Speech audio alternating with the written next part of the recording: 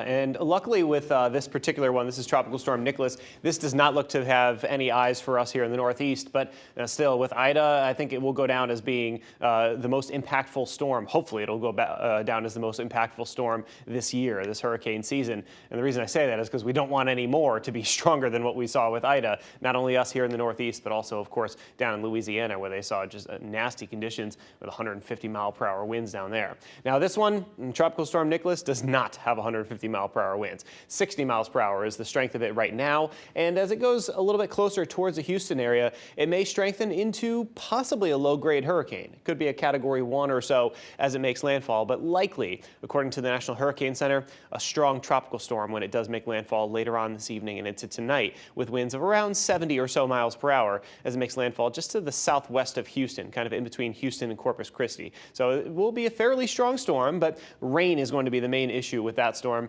down there in Texas, as they'll be dealing with 8 to 10, maybe even 12 inches of rainfall, which is just incredible to see. And then after that, it'll just kind of drift to the east and stay in the southeast. So not a concern for us. Now for us, we do have a little bit of rain just up to our north. You can sort of see a little shower that moved its way across the northern reaches of the state. Most of Connecticut free of any rainfall this morning, but we'll take you up to our friends in Massachusetts, where they're dealing with that rainfall and even a couple of rumbles of thunder during the overnight hours. A little massive rain there across parts of the Berkshires at the moment. See that moving its way across? So if you're heading up north, get ready to get drenched this morning. But for us, not much. Just a little bit of cloud cover out there so far.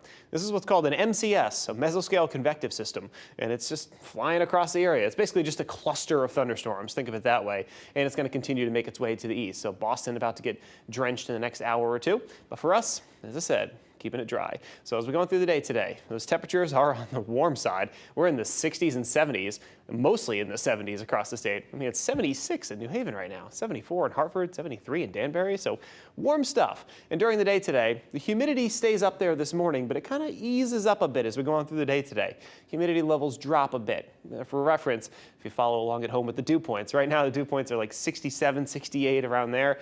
Later on today, maybe 62, 61, 60, somewhere around there. So a little bit better in terms of the humidity, so becoming a bit more bearable. Temperatures are right around 80 degrees with mostly sunny skies as we go on through the day. Partly cloudy tonight, temperatures around 60, and with the humidity dropping, it's kind of borderline. If you want to leave the AC on, keep the windows shut, maybe that's a good idea. You know, it's all subjective. Or if you want to open up the windows, give the AC a break, save some money. You know, with that factored in, then maybe it is a good idea to leave the windows open. But it's going to be relatively comfortable as we go on through the end of today and into tonight and tomorrow morning as well. Then by Wednesday, that's when the humidity jumps back up into that humid to oppressive range. You know, feeling pretty uncomfortable with some tropical humidity on the way for Wednesday, Thursday, Friday, Saturday, Sunday, and really it continues all the way into the beginning of next week. So quite an extended period of time of some pretty uncomfortable humidity. And it comes along with hot temperatures, especially by Wednesday.